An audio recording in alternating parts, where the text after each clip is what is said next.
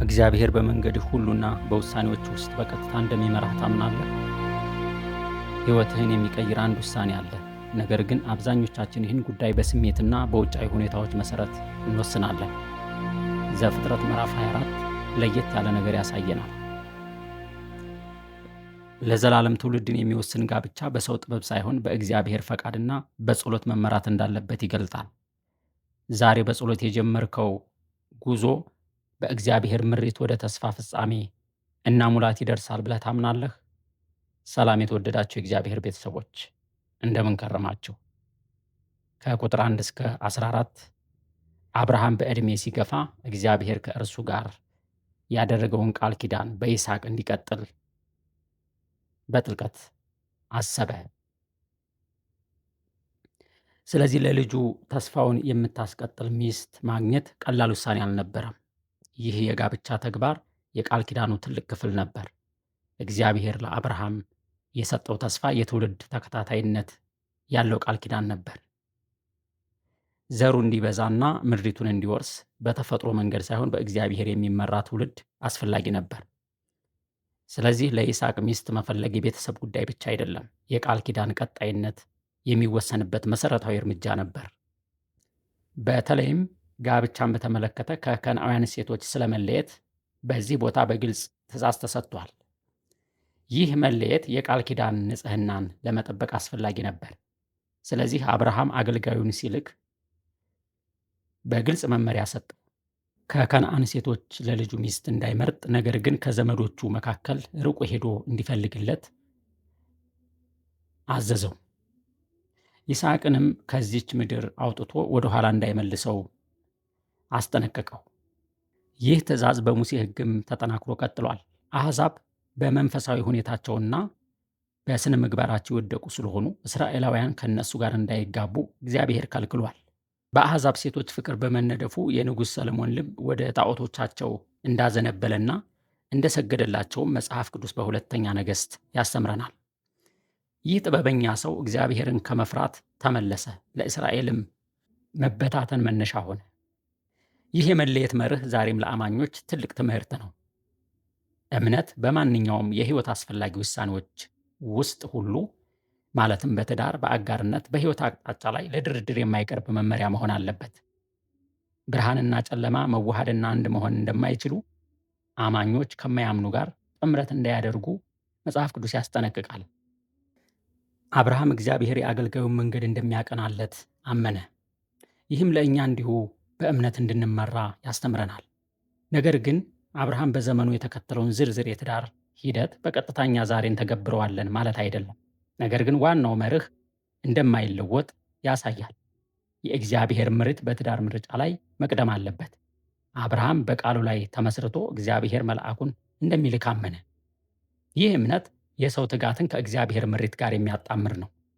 የሚያምን ሰው በመንገድ አንበሳል አይልም፣ አይቆምም፣ ይንቀሳቀሳል። የአብርሃም እምነት በቀጣይ ትውልዶች ላይ ተጽዕኖ አሳድሮ የቃል ኪዳኑን መሠረት አጠናክሮ አሳይቷል። ይህ እኛንም ወደ አንድ ጥልቅ እውነት ይመራናል። የእግዚአብሔር ቃል በልብ ሲታሰብ እና ሲተገበር ትክክለኛ መረዳትና መንፈሳዊ ምሬትን ይሰጣል። ይህም በትዳር፣ በቤተሰብ፣ በሥራና በአገልግሎት ሁሉ ይገለጣል። በቃሉ ላይ ካልተመሰረትን ግን ሰዋዊ ፈቃድና ክፉ ምክር በሕይወታችን ሊገለጥ ይችላል። አገልጋዩ ወደ ጉዞ መዳረሻ ሲደርስ ከተግባር በፊት ጸሎትን አስቀደመ። በግልጽ ምልክት እግዚአብሔር እንዲመራው ጠየቀ። ይህም በራሱ ጥበብ ሳይመካ በእግዚአብሔር ላይ መደገፉን የሚያሳይ ነው። እግዚአብሔርም ጸሎቱን ሳይጨርስ መለሰለት። ርብቃ በተግባር የተሞላ ልብ ነበራት። እንግዳ ተቀባይነት፣ ትህትና፣ ታታሪነትን አሳየች። ይህም የእግዚአብሔር ምሪት ከውጪ ምልክቶች ብቻ ሳይሆን በሰው ውስጥ ያለውን ባህሪ እንደሚገልጥ ያስተምራል። አገልጋዩም ስኬቱን ለራሱ አልቆጠረም። ወዲያው ለእግዚአብሔር ሰገደ፣ ክብርንም ለእርሱ ብቻ ሰጠ። ይህ እውነተኛ እምነት የሚያመጣውን መንፈሳዊ ልብ የሚያሳይ ነው። በጸሎት የሚጀምር፣ ምሪትን የሚጠብቅ፣ የጸሎቱን ምላሽ የሚያውቅና ክብርን መልሶ ለእግዚአብሔር የሚሰጥ ነው። ይህ ክፍል ዛሬ ለእኛ ግልጽ መልእክት አለው። ትልልቅ ውሳኔዎችን በጸሎት መጀመር፣ በእግዚአብሔር ቃል መመራት እና ባህሪን ከውጫዊ ነገሮች በላይ መገምገም እንዳለብን ያስተምረናል። በትዳር፣ በሥራ፣ በአገልግሎት ወዘተረፈ ውሳኔ ስንወስን በችኮላና በስሜታዊነት ካደረግን ችግር ይፈጠራል። ነገር ግን እግዚአብሔርን የሚጠብቅ ሰው ግልጽ አቅጣጫ ያገኛል። በምሳሌ ምዕራፍ 27 ቁጥር 18 በለሱን የጠበቀ ፍሬውን ይበላል፣ ጌታውን የጠበቀ ይከብራል በማለት ይናገራል። መመርመር ከሌለው ጥድፊያ ወጥተን በጸሎትና በቃል ኪዳን መርህ ሁሉን ማድረግ አለብን። እንዲሁም ስኬት ሲመጣ ራሳችንን ሳናቀርብ ክብርን ለእግዚአብሔር መመለስ ይገባናል። ሕይወታችን በጸሎት በመታዘዝና በምስጋና የተሞላ ይሆን ዘንድ ተጠርተናል። እኛም እንደ አብርሃም የቃል ኪዳን ሰዎች ልንሆን ስለተመረጥን በእምነት የምንመራ፣ በጸሎት የምንወስን፣ በመታዘዝ የምንኖር ሰዎች ነን። ከቁጥር 28 እስከ 67 አገልጋዩ የአብርሃምን ተልእኮ ለርብቃ ቤተሰቦች በዝርዝር ሲያቀርብ ዋና መልእክቱ ግልጽ ነበር። ይህ ጉዳይ የሰው ውሳኔ ብቻ አይደለም፣ የእግዚአብሔር ምሪትና ፈቃድ ነው። ስለዚህ ቤተሰቡ ገና እርሱ ተናግሮ ሳይጨርስ ምላሽ ሰጡ። ነገሩንም ከእግዚአብሔር መጣ ብለው ተቀበሉ። ይህ ክፍል በትእዛዝ ብቻ ሳይሆን በእምነት በመስማማት የተመሰረተ የቤተሰብና የትዳር መዋቅር ይገልጣል። ርብቃም በራሷ ፈቃድ ለመሄድ ስትስማማ ከምቾት ቦታው መውጣት የእምነት አካል መሆኑን አሳየች። ይህ ተግባር አብርሃም ቀድሞ እንዳሳየው በእምነት መውጣትን የሚያስታውስ ነው። እምነት ሳይታይ ነገር ግን በቃል የተሰማውን መቀበል ነው። ከዚህ በኋላ ርብቃና ይስሐቅ ሲገናኙ ታሪኩ ወደ ፍጻሜው ይቀርባል። ይስሐቅ ርብቃን በደስታ ተቀበላት፣ እርሷም የቤቱ አካል ሆነች። ይህ ጋብቻ በሰው ዕቅድ ሳይሆን በእግዚአብሔር ቅድመ ዝግጅት የተመራ ነበር።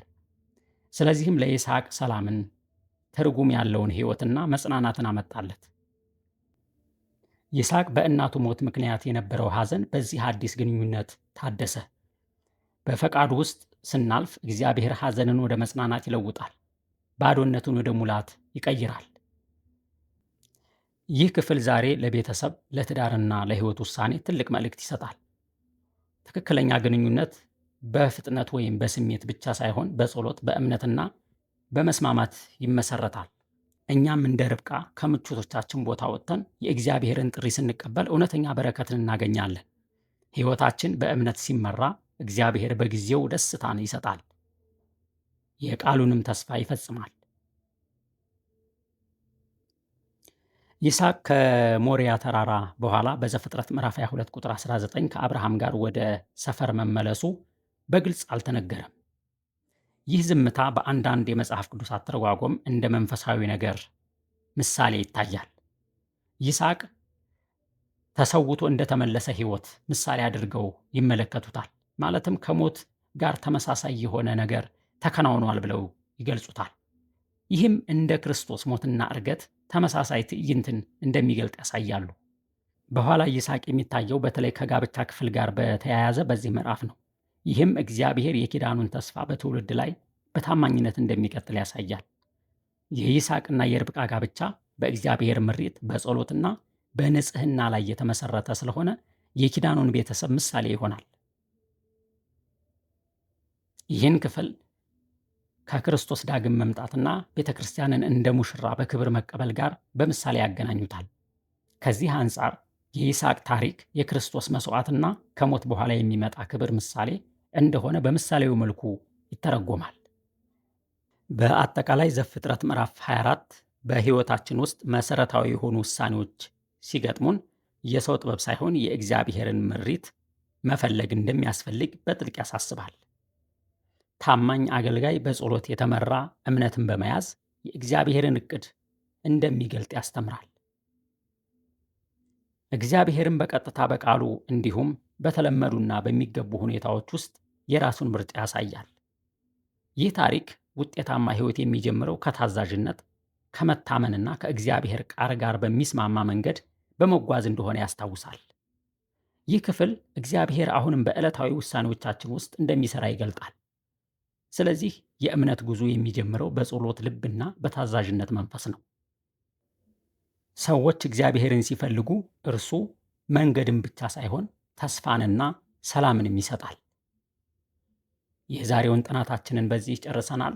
ቀጣይ እስከምንገናኝ መልካም ቀን